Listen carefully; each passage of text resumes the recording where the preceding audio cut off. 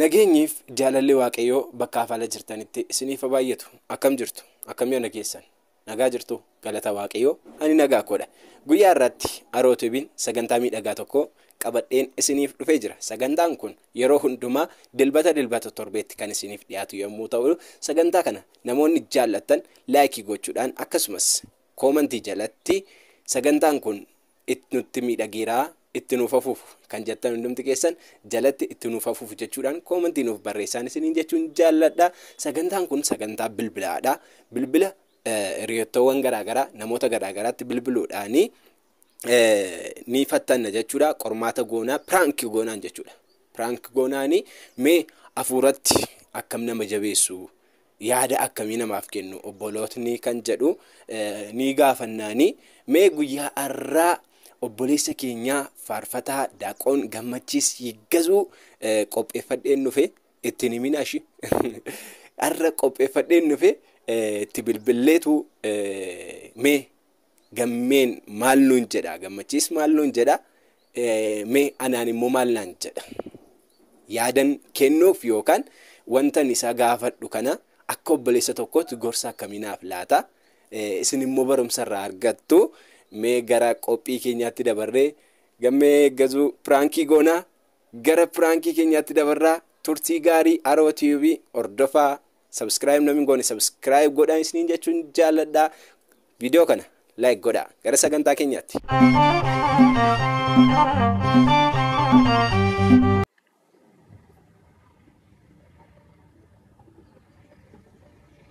Amma bilbilaa jirra. Hello.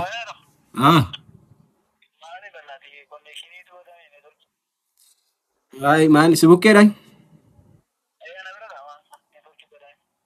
Amma nama kana duukaa jaalala keessa seenne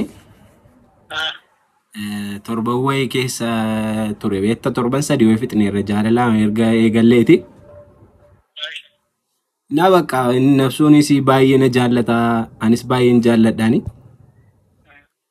Nani bakka amantaan isaa immoo amantaa biraadha beekta. Amala qabas immoo amala qaba amantaan isaa immoo amantaa biraadha. Maaf amantaa kootti hin dhuftu maaf amantaa keen jijjiirrattoota amantaa ortodoksii maaf hin dhuftu jedhee gaafadheen ture. Nufanii amantaa makoo keessa hin jiraadha. Yoo na jaallatte na jaallattuu dandeessa minaan jette. Nani laki yoo ta'e amantaa kottuuti anis si duukaa olii galee sin fuudhaa minaamin hin jedheen.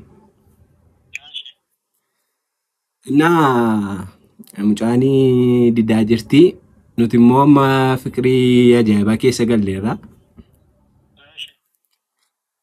Nama lettaati akka keetti kariyaa tokkotti maal na gorsita?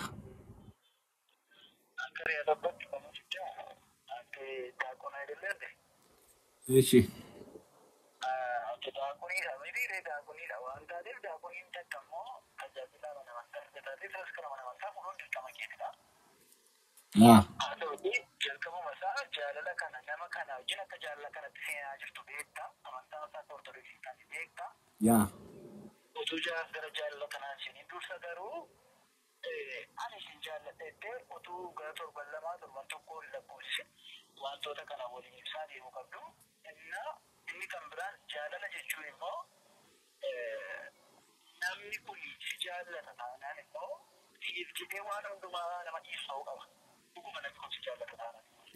Sirriidha.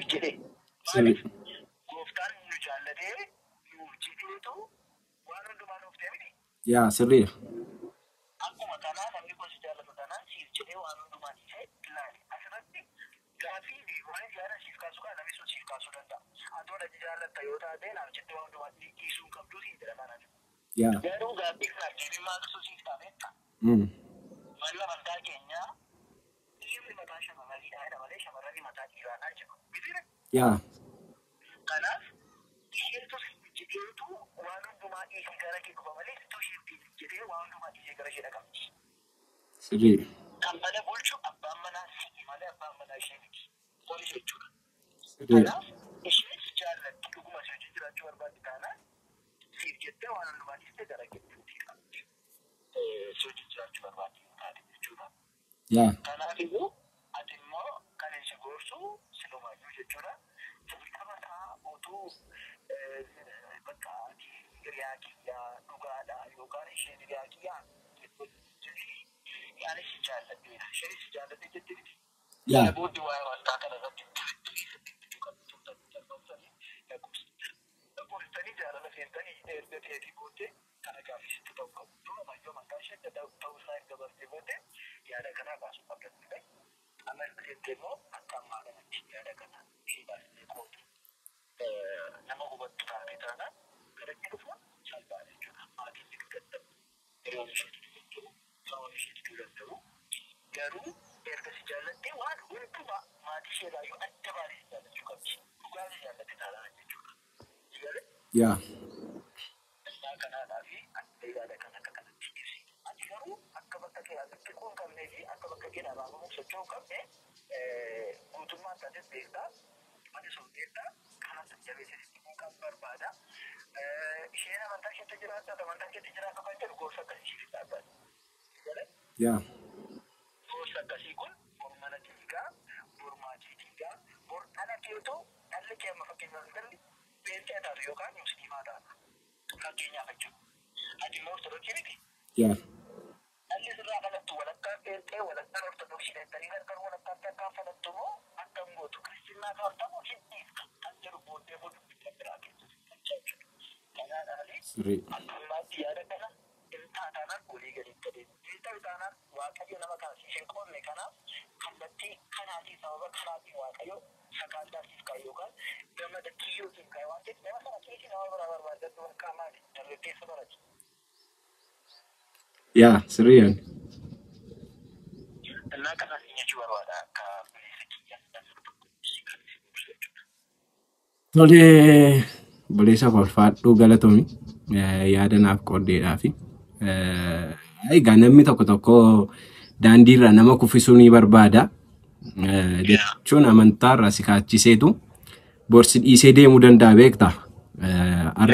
Arrasitti fakkaata malee, arra jaalala fakkaata malee bori duwwaa ta'uu danda'a wanti hundumtu beektaa. Naa kun immoo ulfaata beektaa shamarranis ta'u dhiirris haa ta'u wanta akkasii irratti gaafa argitu baay'ee intinaas godhe beektaa.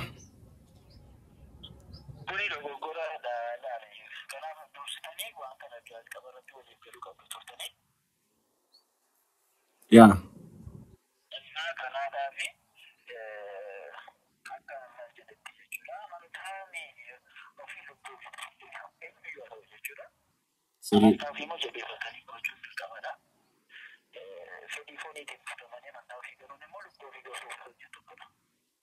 Sirriidha.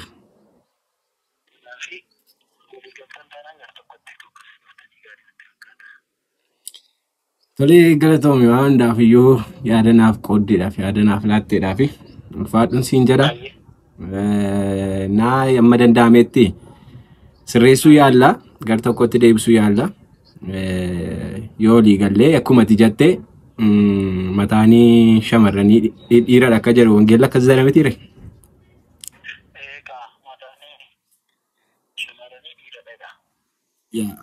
Akkuma akkas jedhu gaanuunis yoo amma danda'amaa ta'etti yoo hin deebisite gara kanatti dhugaatti himnee deebisuu ni yaala. Jechitamoo? Naa yoo amma danda'ametti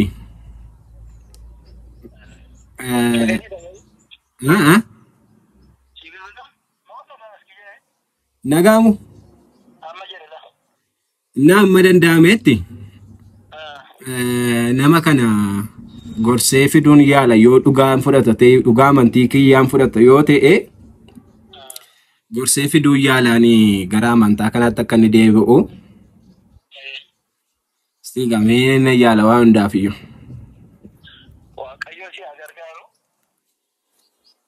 Ameen ameen.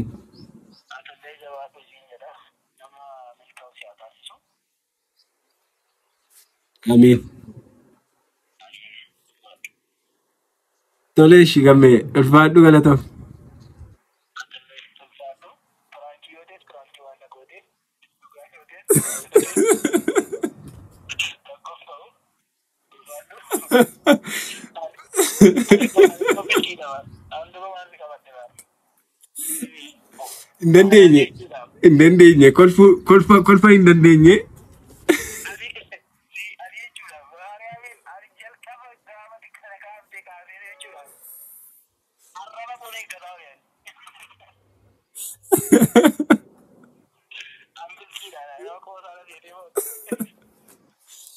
Nah, Frankie taatetta gammee.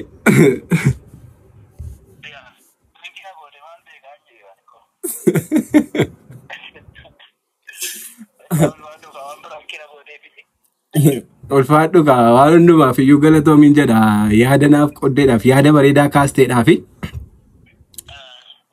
namni kamiyyuu irraa barata jedhanii abdii guddaa qaba Frankie keerra.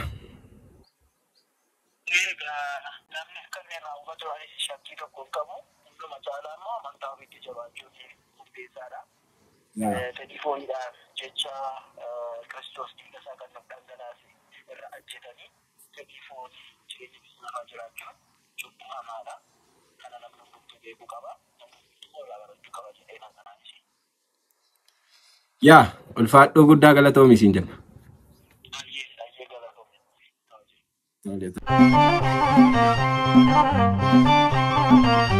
Hordoftoota Arooti'uu walitti deebineeti jirra.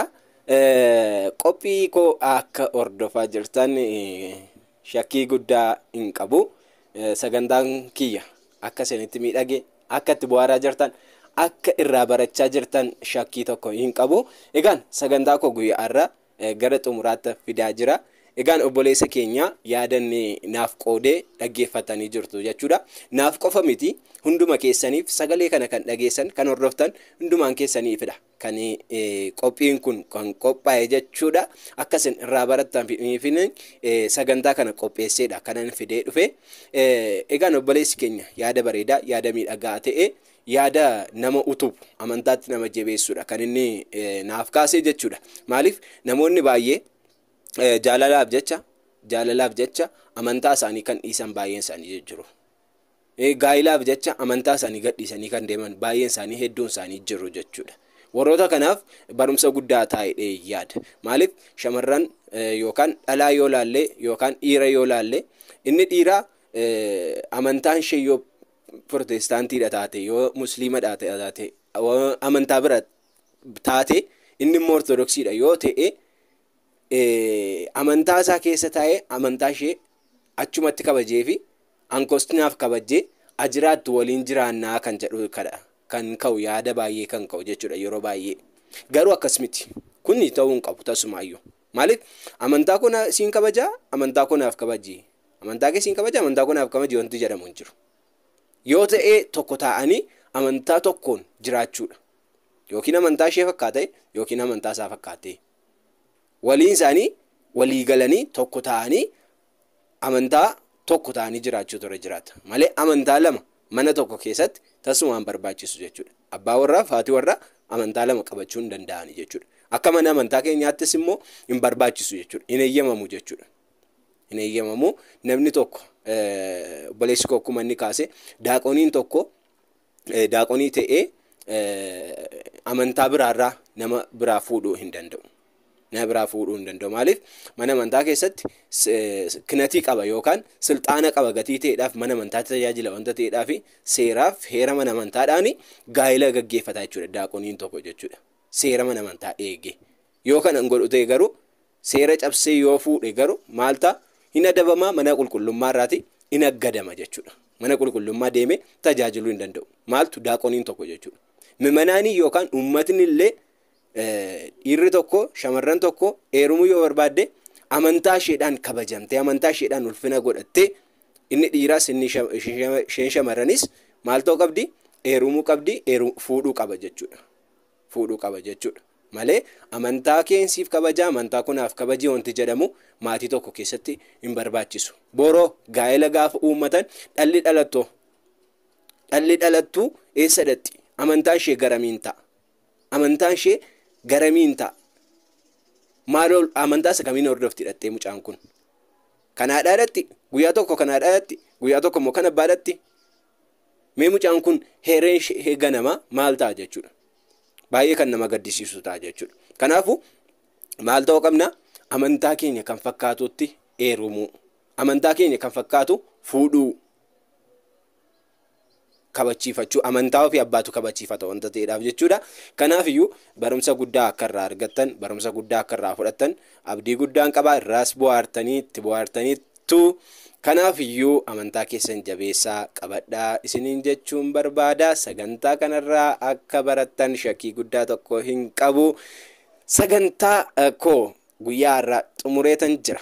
Aroo TV sagantaan kun yoo isinitti tole bifa amantiidhaan prank kan goonu kana isinitti yoo tolee jiraate itti nuuf hafuuf jedhaati koomantii jalatti nuuf barreessaa.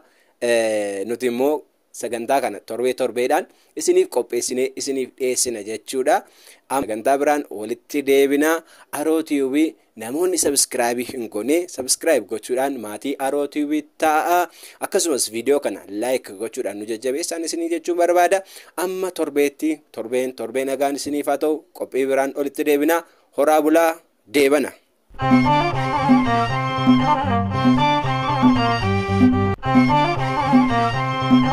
Thank you.